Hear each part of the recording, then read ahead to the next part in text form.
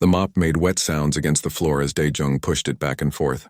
He liked working the night shift at Station Harmony 7. Nobody bothered him. Nobody asked him questions. He could just clean and think about nothing. He pushed his small music player and let it play soft songs from Earth. The xenobiology lab was his last stop for the night. Big windows showed the stars outside. Machines blinked with quiet lights. Everything was clean and organized. The alien scientists who worked here during the day kept things neat. Dae-jung dipped the mop in the bucket and kept cleaning. He had been doing this job for 8 months now. Before that, he taught children on Earth, but he did not want to think about that. He did not want to think about Earth at all. That life was over. This life was simple. Clean floors, empty rooms, no talking. The mop strings made a swishing sound. Back and forth. Back and forth. Dae-jung hummed along with the music. He did not notice the small door on the far wall opening. He did not see 2 pairs of large eyes watching him from the darkness. Pip poked her head out first. Her brother Tick pushed behind her. They were Crithian cubs, only 4 years old. Their bodies looked like a mix between insects and cats. They had smooth shells that shined green and blue. 6 legs each, big round eyes, small antennae on their heads. Their mother, Dr. Velsera, was the head scientist in this lab. She often worked late and brought them with her. She told them to sleep in her office while she finished reports. But the music had woken them up, and now they saw something strange, a human, moving a strange tool with long strings. The strings danced and swayed. Back and forth. Back and forth. Pip's antenna twitched. She had never seen a human up close before. Mother said humans were new to the galaxy, simple creatures. Useful for basic work. This one was doing basic work. Cleaning. But the moving strings looked interesting. Tick chirped softly. Pip chirped back. Their mother could not hear them. Her office was far down the hall. They should go back to sleep. They should not bother the human, but the strings kept moving, swishing, dancing. Pip took 1 step out, then another. Tick followed. Their small feet made no sound on the floor. Humans had bad hearing anyway. Everyone knew that. They could get closer, just to look. Dae-jung reached the corner of the room and turned around. He lifted the mop to dip it again. That was when he saw them, 2 small aliens, just standing there. Staring at him, he jumped back. The mop fell from his hands and hit the floor with a wet slap. His heart beat fast. "Oh, I'm sorry. I didn't know anyone was here," he said. He spoke in Standard Galactic, the language everyone used on the station. His accent was thick. He knew his grammar was not perfect. But the aliens understood. Pip and Tick did not run away. They just kept staring. Their big eyes focused on the mop lying on the floor. The strings were still now, not moving. Dae-jung took a breath. He recognized them, Crithian cubs. He had seen Dr. Velsera with them before. Very important scientist. Very serious. He should not scare her children. He should be careful. It's okay. I'm just cleaning. I'll be quiet, he said softly. He bent down slowly to pick up the mop. The strings dragged across the floor. They swished to the side. Pip's whole body tensed. Her eyes got bigger. She crouched low. Dae-jung saw her do it. He had worked with children for 10 years on Earth. He knew that look. That was the look before a pounce. "Oh, you want to," he started to say. Pip jumped. She landed on the mop strings with all 6 legs. She grabbed them with her small claws. She rolled to the side. The strings wrapped around her. Tick chirped loudly and jumped too. He crashed into his sister. They both tumbled across the floor in a ball of legs and mop strings. Dae-jung stood very still. He had no idea what to do. Were they attacking? Playing? Were they hurt? Should he call someone? Pip stood up. She shook the strings off. She looked at the mop, then at Dae-jung, then at the mop again. She chirped. It was a happy sound. Dae-jung had heard that sound before. From kittens, from puppies, from children. That was the sound of play. His hand moved before he could think. He pulled the mop slowly across the floor. The strings dragged behind it. Both cubs froze. They watched. Their antenna pointed forward. Dae-jung swished the mop to the left. The strings followed. Pip pounced again. Tick was right behind her. They grabbed the strings. They pulled. They rolled. They chirped with excitement. Something in Dae-jung's chest felt warm. He had not felt that warmth in a long time. 3 years. Since before the accident. Since before he lost everything. He pushed the feeling away, but his hands kept moving. He pulled the mop. The cubs chased. He swished it in circles. They tumbled over each other trying to catch it. Their chirps got louder, happier. "You two are just like kittens," Daejung said softly. He was smiling. He did not realize he was smiling. "What is happening here?" The voice was sharp and cold. Daejung's smile died. He turned around. Dr. Velsera stood in the doorway. Her tall body filled the frame. Her antennae were flat against her head. That meant anger in Krithian body language. Her forearms were crossed. Her eyes looked at him, then at her cubs, then at the mop. I was just cleaning," Daejung said. He dropped the mop. They came out. They started playing with, "I didn't mean to." "Pip, Tick, come here now." Dr. Velsera's voice left no room for argument. The cubs stopped playing. They looked at their mother, then at Daejung. Then they slowly walked to her. Their antennae were down. They looked sad. Dr. Velsera's lower arms picked them up. One cub in each arm. Her upper arm stayed crossed. "You touched my children," she said to Daejung. "No, I didn't touch them. They came to me." "They wanted to play with the mop." He knew he sounded defensive. He knew he sounded guilty, but he had done nothing wrong. "Play," Dr. Velsera repeated the word like it was poison. "Krithian cubs do not play, they study. They learn. They develop properly." She looked at her children. "You two were supposed to be sleeping," Pip chirped softly. It was not a happy sound anymore. Dr. Velsera looked back at Daejung. "I will be reporting this to Station Director Quintal. You were supposed to clean, not interact with residents' children, especially not with species you do not understand." "I understand, children," Daejung said quietly. "All children need to play." "You understand nothing about Krithians," Dr. Velsera said. She turned and walked away. The cubs looked back at Daejung over her shoulders. Their big eyes were sad. Daejung stood alone in the lab. The mop lay on the floor. The strings were tangled. His music still played softly in the background. He picked up the mop. His hands were shaking. He would probably lose his job now. Get sent back to Earth, or worse, cause some kind of diplomatic problem. He finished cleaning in silence. No more music. No more humming. Just the sound of the mop on the floor and his own worried thoughts. When he left the lab, he did not know that security cameras had recorded everything. He did not know that Station Director Quintal would watch that footage 3 times. He did not know that Dr. Velsera would lie awake all night, thinking about the sounds her cubs made, the happy chirps, sounds she had never heard from them before. Daejung just went home to his small quarters. He lay in his bed. He stared at the ceiling.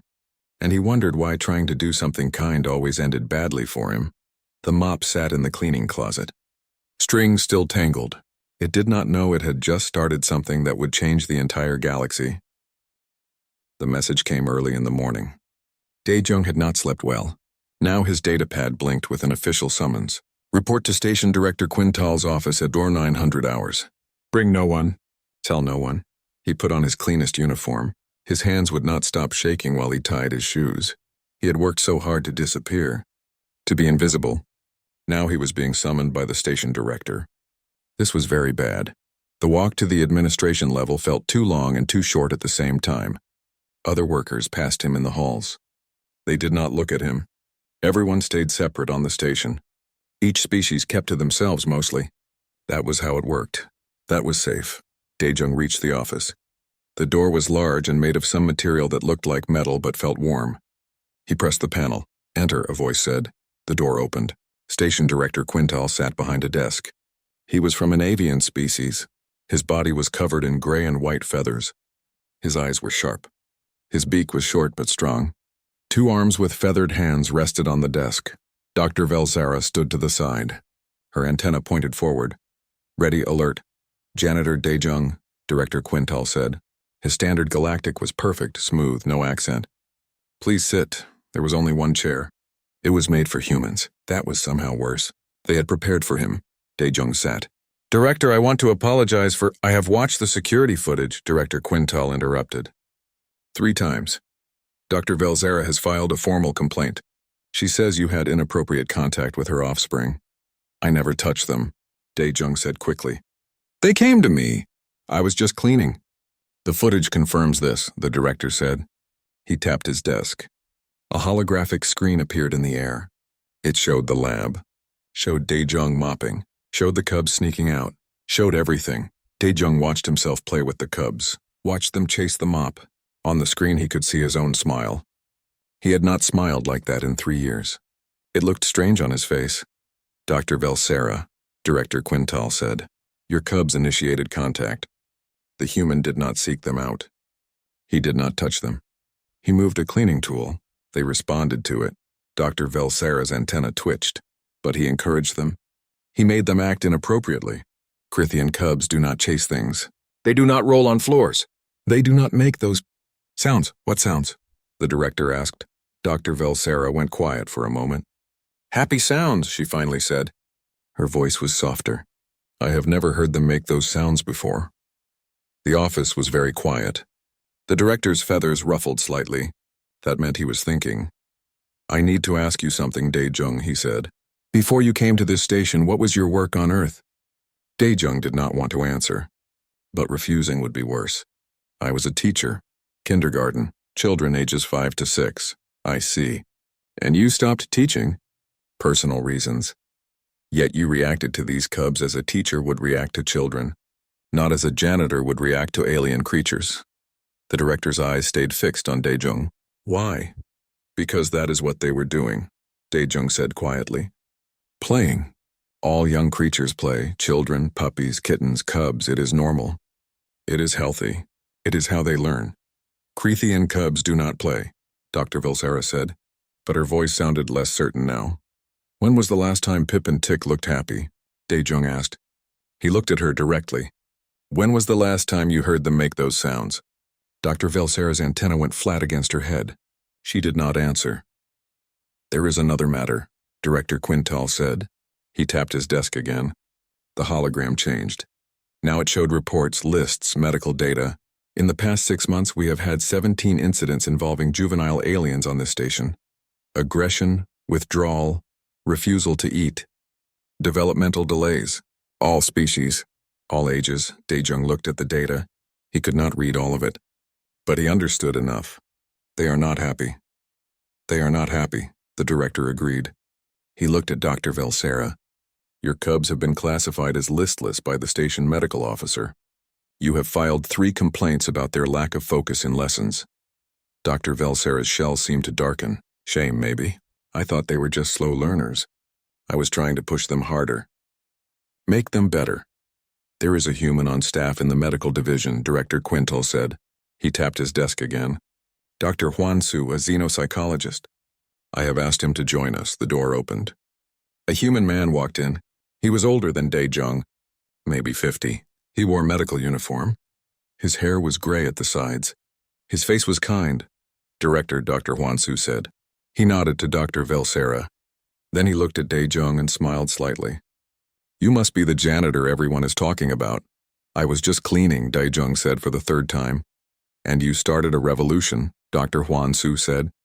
He sat on the edge of the director's desk like they were old friends.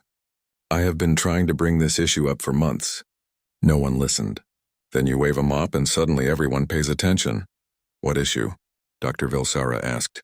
Dr. Hwansu pulled out his own datapad. "Play deprivation. I have been studying the juvenile aliens on this station. Do you know how many of them engage in play behavior?" No one answered. 0, not one. Every species on this station has young ones. Not a single one plays, not with toys, not with each other, not with their parents. They study, they attend lessons. They sit in corners while their parents work. But they do not play. "Playing is for primitive species," Dr. Velsera said, but she did not sound confident. "No," Dr. Hwansu said firmly. "Play is for young ones. All young ones. My research shows that every species in the galaxy has juvenile stages. In their homeworlds and natural environments, young ones play. But here on the station, nothing. Your cultures have decided that play is beneath you, that it wastes time, that education is more important." He stood up and walked to the hologram. "But look at what happens. Developmental delays, behavioral problems, unhappiness. Your cubs are suffering because they are not allowed to be cubs."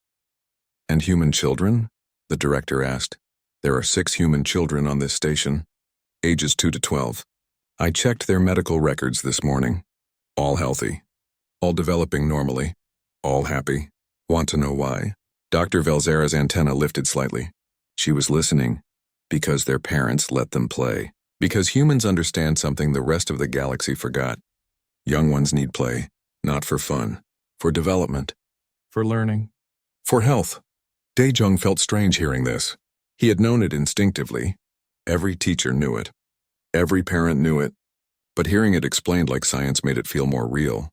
This is all very interesting, Director Quintal said slowly. But it does not solve the issue.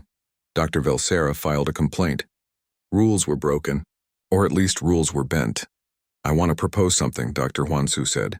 He looked at Daejung. This man is trained in childhood education. He understands play. He reacted correctly to those cubs. What if we run an experiment? What kind of experiment? Dr. Velzera asked suspiciously. Supervised play sessions. Multiple species. Multiple cubs. Let Daejung lead them. See what happens. Measure the results. Scientific method, data, everything you value. The office went quiet again. Daejung felt his heart beating fast. He did not want this. He had come here to escape children. To escape memories. To be alone. But he remembered Pip and Tick's happy chirps. He remembered their excitement. He remembered that warm feeling in his chest. I do not want my cubs used in experiments, Dr. Velzera said.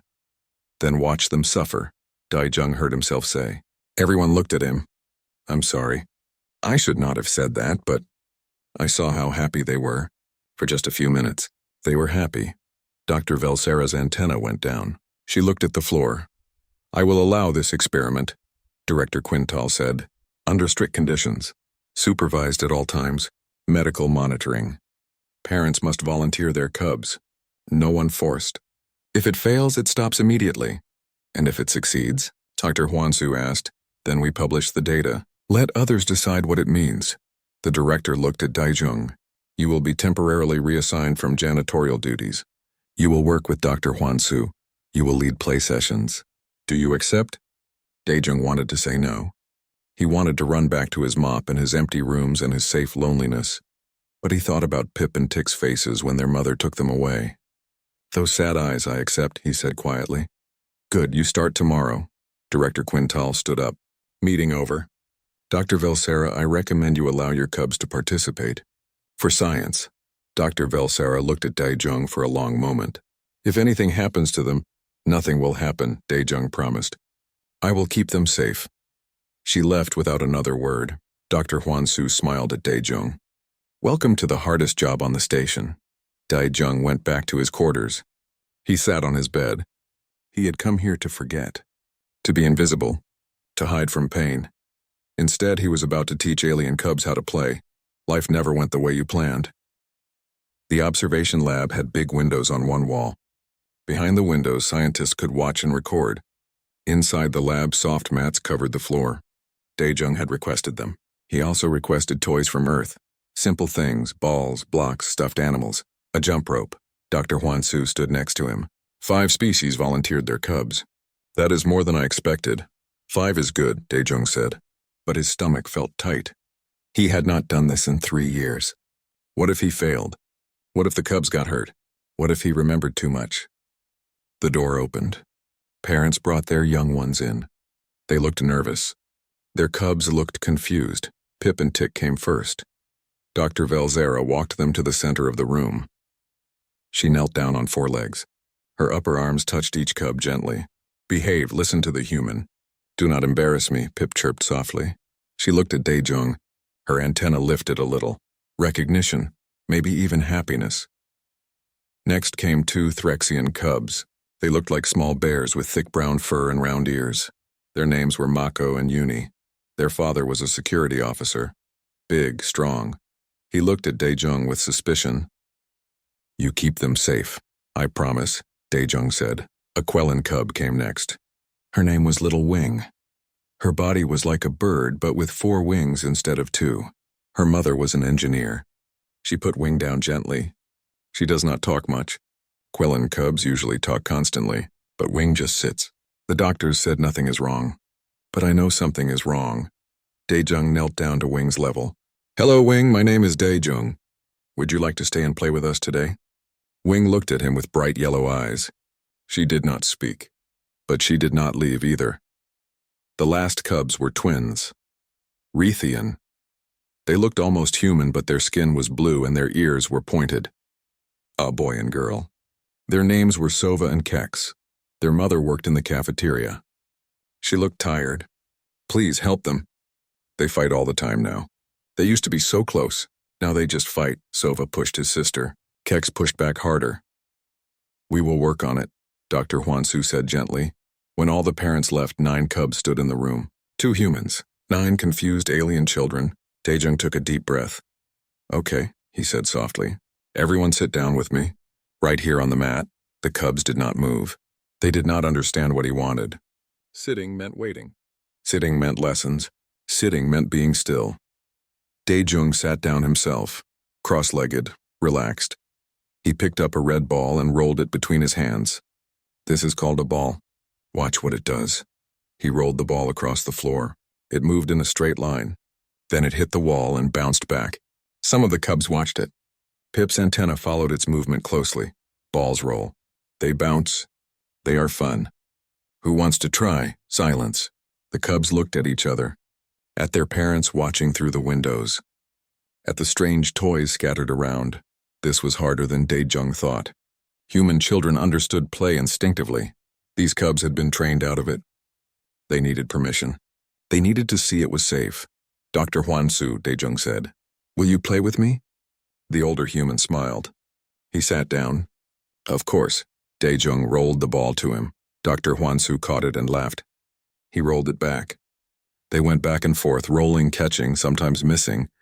When they missed, they laughed. Mako, the Threxian cub, took 1 step forward. His round ears twitched.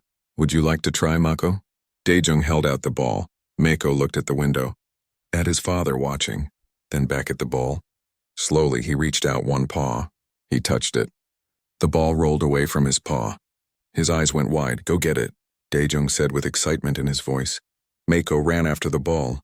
His sister Uni followed. They both pounced on it at the same time.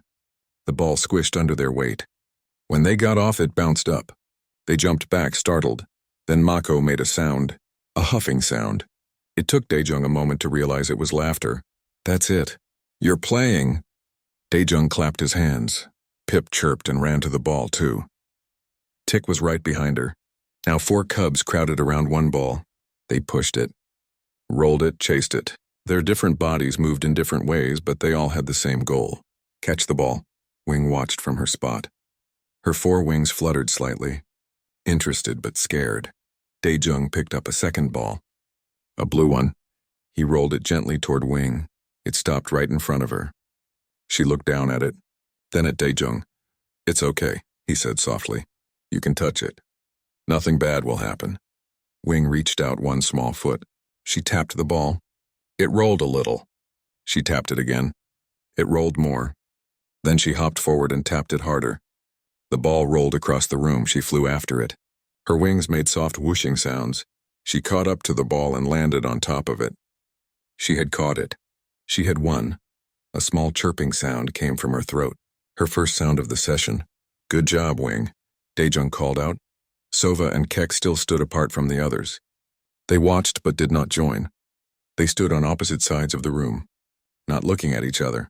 Dae-jung picked up the jump rope. It was long and had handles on each end. Hey you two, Sova, Kex, I need help with this. It takes 2 people, 1 on each end. Can you help me? They looked at him suspiciously, but they came closer. Dae-jung gave 1 handle to Sova, the other to Kex. Now hold tight. Walk backwards. Make the rope straight. They did. The rope stretched between them. They were facing each other now. First time all day. Now move your arms up and down. Make waves in the rope. Like this, Dae-jung showed them. They copied him. The rope made waves, ripples running from one end to the other. Faster, Dae-jung said. They moved faster. The waves got bigger. The rope lifted off the ground. It made a whistling sound as it moved through the air. Keck smiled. Just a little. Sova saw her smile.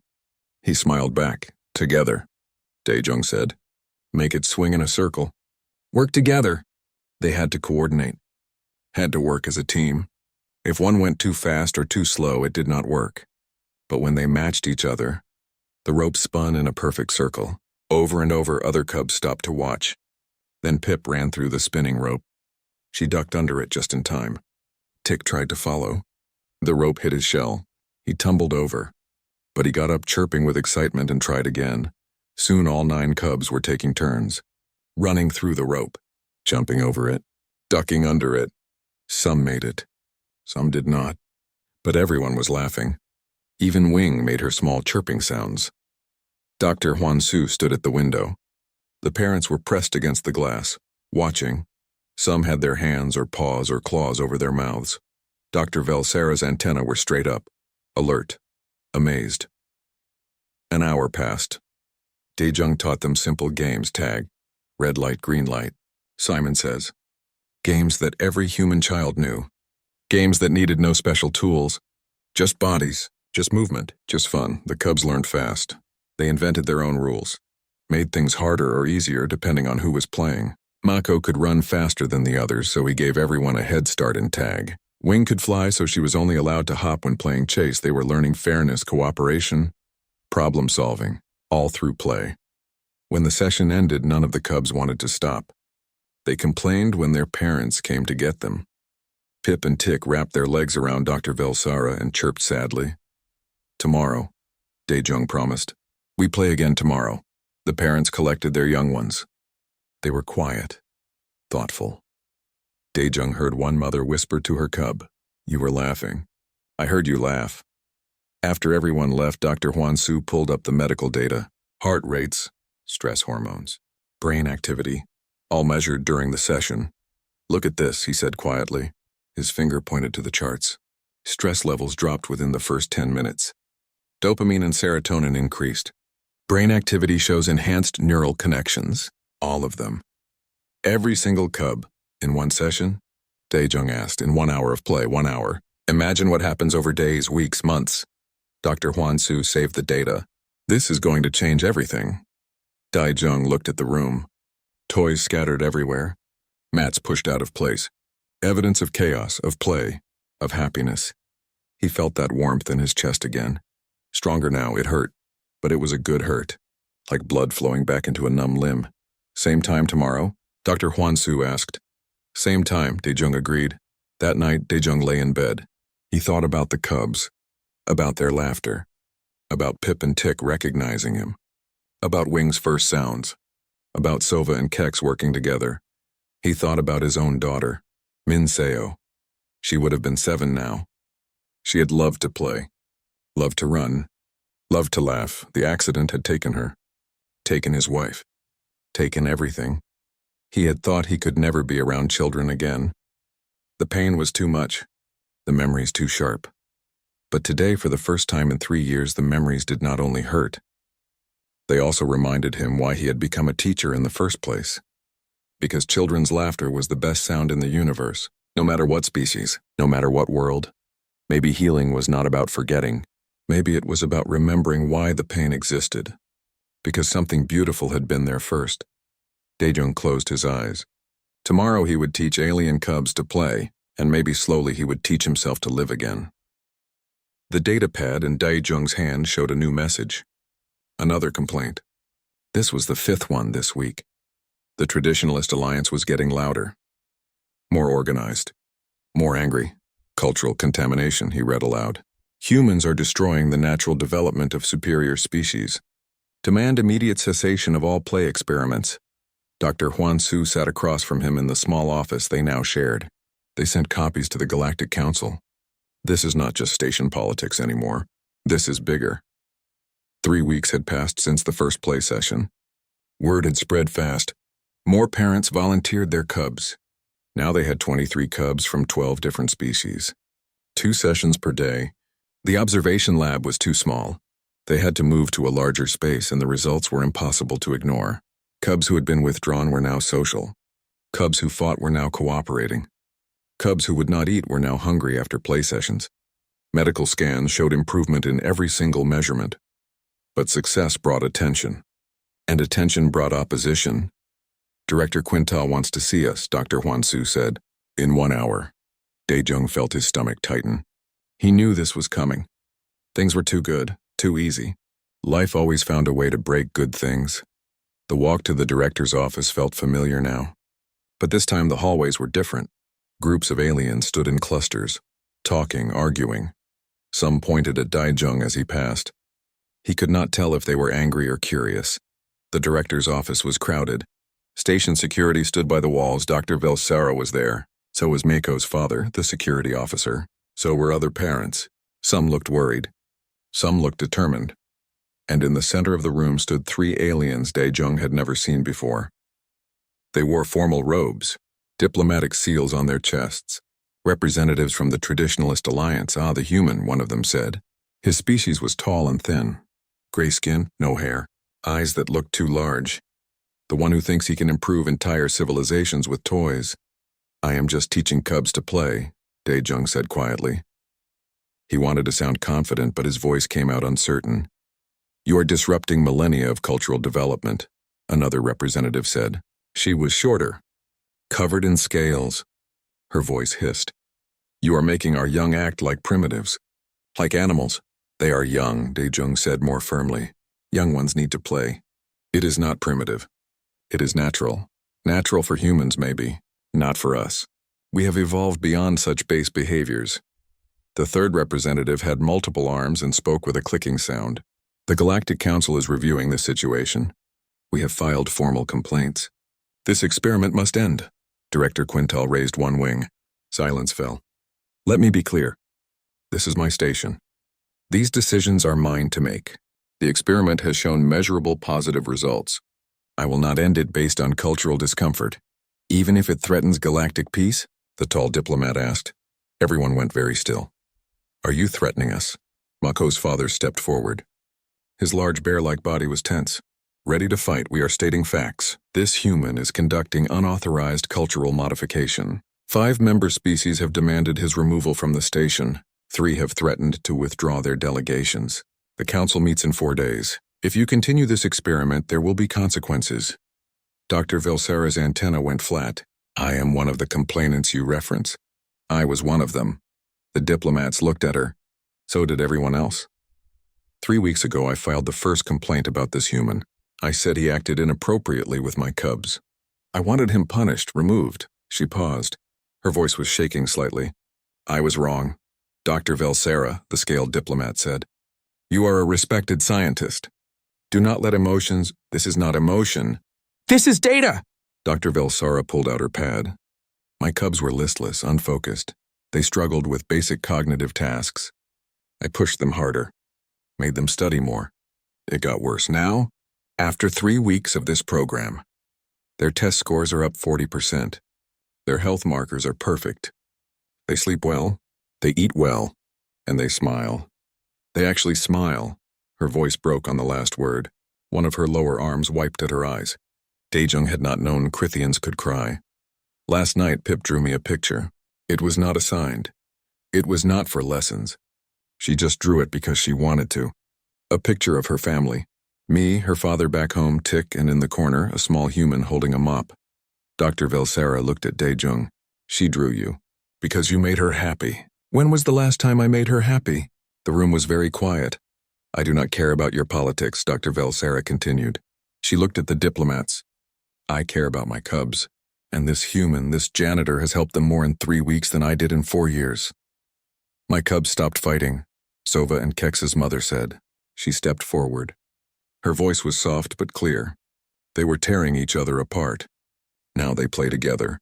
They laugh together. They are siblings again. Wing is talking now, Wing's mother added. Full sentences. She sings. She was silent for 6 months. The best doctors in the galaxy could not help her. One human with a jump rope fixed it in 3 weeks. More parents stepped forward, one by one, sharing their stories, their cubs' improvements, their gratitude. The diplomats looked uncomfortable. This was not going how they planned. This is all very touching, the tall one said, but it does not change the larger issue. Human development methods are not suitable for all species. What works for one may harm another. This is why the Galactic Council must review. Then review it. Dae-jung surprised himself by shouting. Everyone looked at him. Review the data. Send your experts. Test the cubs. Measure everything. But do not take this away from them while you debate. And if we determine it is harmful, the clicking diplomat asked, then I will stop. Immediately, but give them a chance. Give us a chance to prove this works. Daejung's hands were shaking, but he kept talking. I know humans are new to the galaxy. I know you think we are simple, primitive, maybe we are. But we remember how to play. We remember how to be young. And maybe that is not a weakness.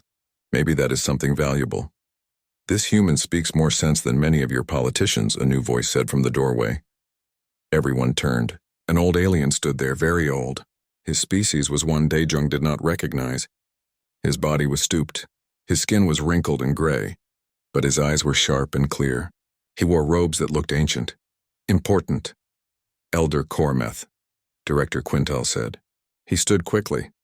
So did everyone else. Even the diplomats bowed. Daejung had no idea who this was. But clearly he was important. I have traveled far to see this, Elder Cormeth said. His voice was old but strong.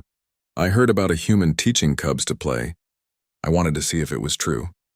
If something impossible was happening. Elder, we have the situation under control, the tall diplomat said quickly. Silence. One word, quiet but absolute. The diplomat closed his mouth. Elder Cormeth walked slowly into the room.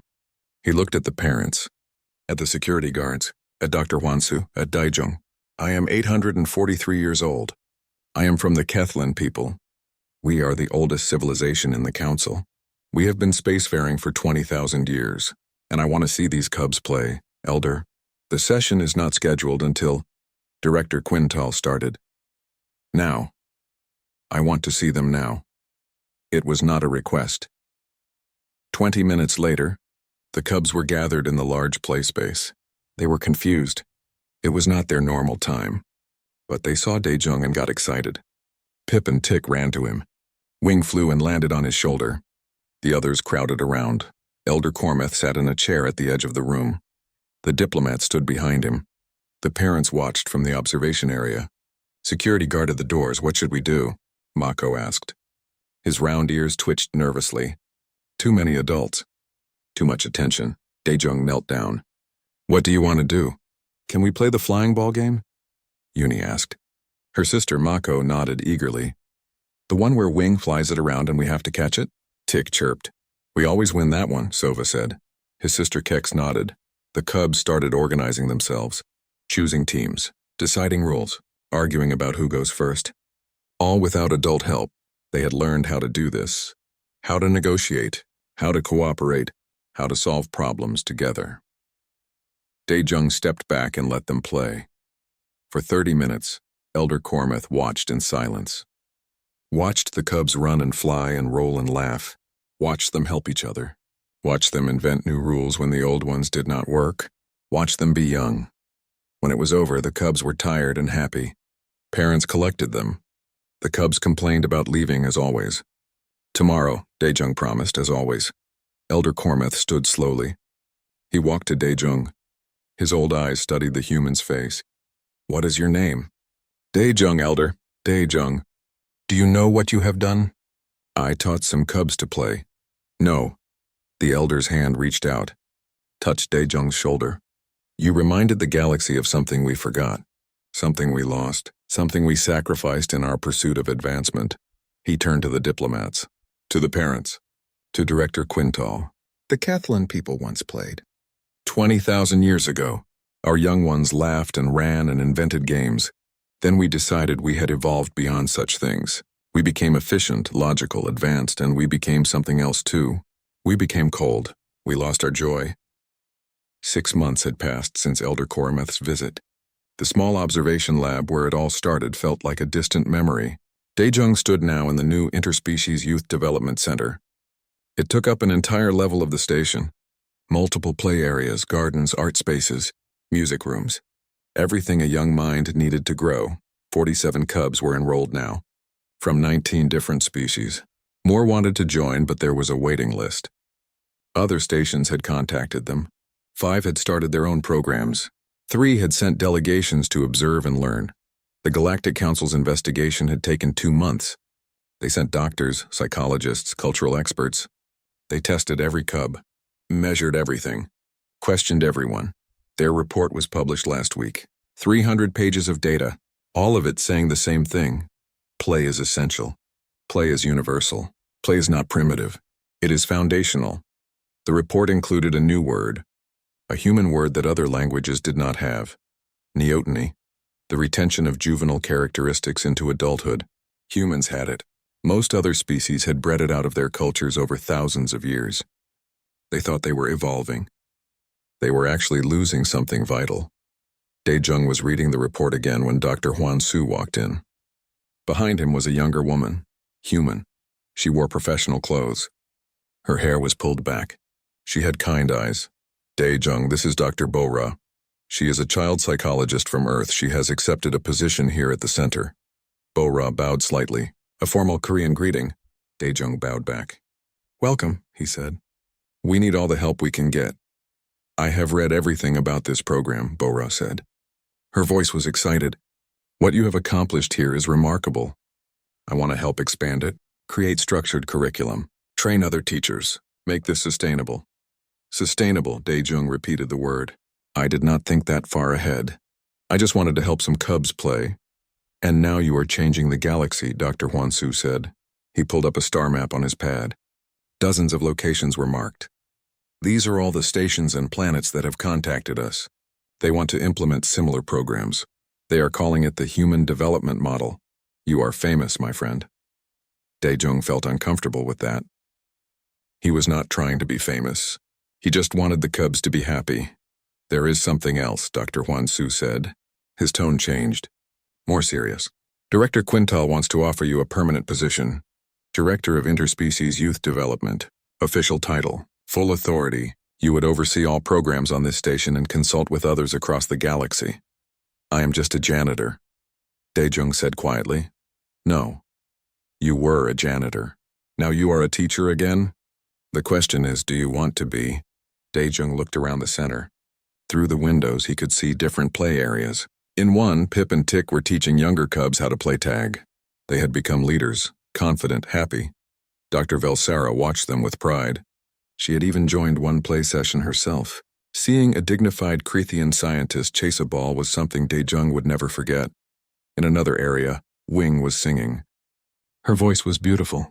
She had discovered music through play. Now she was composing her own songs. Other cubs gathered to listen. Mako and Uni were in the garden, teaching cubs about plants, making it a game. Who could find the most insects? Who could dig the deepest hole? Learning through play, the way all cubs should learn. Yes, Dae-jung said. I want to be a teacher again. Dr. Hwan-soo smiled. Good, because the council is coming here next week. They want to see the program themselves. Elder Cormath is bringing them. This is our chance to show them what the galaxy has been missing. The next 7 days were chaos, preparing, organizing, making sure everything was perfect. The cubs could feel the tension. They asked questions. Dae-jung tried to explain. Important people were coming. People who would decide if programs like this continued. People who needed to see how wonderful play could be. So we just play normal? Pip asked. Her antenna twitched nervously. Exactly normal, Dae-jung said. Just be yourselves. Show them how happy you are. That is all they need to see. The day arrived. 30 members of the Galactic Council, representatives from 70 species, all crammed into the observation areas. Security everywhere. Cameras recording everything. Dae-jung stood in the center of the main play area. The cubs gathered around him. He could see them looking at all the adults. Getting nervous. Getting stiff. He knelt down to their level. Remember when we first met? When you did not know what play was? When you were scared to try? They nodded. And remember how it felt when you finally did it? When you realized it was safe? When you realized it was fun? More nods. Some smiles now. Those adults watching, they forgot how to play. They forgot how it feels. Maybe today we can remind them. Not by performing. Not by being perfect. Just by being young. By being happy. Can you do that? Yes. The chorus came from multiple species. Different voices. Same excitement. Then let's play. It started slowly. The cubs were self-conscious. But Dae-jung knew how to break that. He grabbed a ball and threw it badly. It bounced off his own head. He fell down dramatically. The cubs laughed. Tick grabbed the ball and threw it at his sister. She dodged and it hit Dae-jung again. More laughter. Soon balls were flying everywhere. Cubs were running, flying, rolling, playing. Dr. Bora started a music game. Cubs had to freeze when the music stopped. Wing took over the music controls. She made it stop and start randomly. Cubs froze in silly positions. Even the serious ones. Even the dignified ones. Everyone was silly together. In the art area, Cubs were painting. Not making perfect pictures. Just expressing themselves. Mako painted his whole body brown and rolled on a canvas. Look, I made a me painting. Other Cubs copied him. Soon there were body prints all over. Green shells, blue skin, feathered wings, all mixed together on one big canvas. Elder Cormith watched everything. His old face showed no emotion. Other council members whispered to each other, taking notes. Dae-jung could not tell if they were impressed or horrified. Then something unexpected happened. A small cub, barely 3 years old, wandered over to the observation window. His name was Little Fen. His species was usually very formal, very controlled. But Fen was too young to understand that yet. He saw Elder Cormith through the glass, the old alien's wrinkled face, his serious expression, and Fen did what any young creature does when they see someone sad. He tried to help. Fen pressed his small hands against the glass, made a funny face, crossed his eyes, stuck out his tongue. Elder Cormith blinked, looked directly at the little one. Fen made another funny face, even sillier, and Elder Cormith smiled. It was small, just a slight curve of his mouth. But it was there.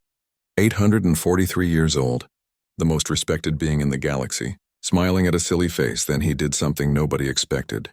He made a silly face back. The council members next to him gasped. Someone dropped their data pad, but Fen squealed with delight. He ran to get other cubs. The old one is playing. Come see? More cubs gathered at the window, making faces, dancing, showing off. And Elder Cormith kept responding, not with words, not with dignity. With play, other council members started to notice. At first they were shocked. Then some started smiling too. One laughed. Then another. Soon half the council was watching cubs and smiling like they had not smiled in decades. The session ended. Cubs were tired, happy. They said goodbye to the council members through the glass. Some council members waved back. Elder Cormith came down to the play area. He walked slowly to Dae-jung. May I? He gestured to a small chair. Of course, Elder. The old being sat down carefully. He looked around at the toys. The art, the evidence of joy. When I was young, very young, I played. I do not remember what we played. But I remember the feeling, safe, happy, free. Then I grew up, became important, became serious, and I forgot. He looked at Dae-jung with eyes that had seen empires rise and fall. Today, for the first time in 800 years, I remembered. A small child made a silly face, and I remembered what it felt like to be young. Play is for everyone, Dae-jung said softly. Not just cubs. Adults need it too. We just forget. No, we chose to forget. We decided it was beneath us. Elder Cormith stood up slowly, but no more. The council will vote tomorrow, but I already know the result. This program will be recommended for all stations, all planets, all species. The galaxy is about to rediscover play. He started to walk away, then paused. You were a janitor, cleaning floors, being invisible. Did you ever think you would change the galaxy? No, Elder, I just wanted to survive. Survival, yes, but you did more than survive. You helped us all remember how to live. He smiled again, that small, rare smile. Thank you, teacher. The vote happened the next day. Unanimous. The Galactic Council formally recognized play as essential for healthy development. They established funding for play programs across all member worlds. They created new positions for play specialists. They even declared an official Galactic Play Day. Once a year, everyone was encouraged to play, adults, children, everyone. The news spread fast. Dae-jung's face was on broadcasts across the galaxy. The human who taught the galaxy to play, the janitor who became a revolutionary. But Dae-jung did not care about fame. He cared about one thing. When he went to the center each day, cubs ran to greet him, from dozens of species.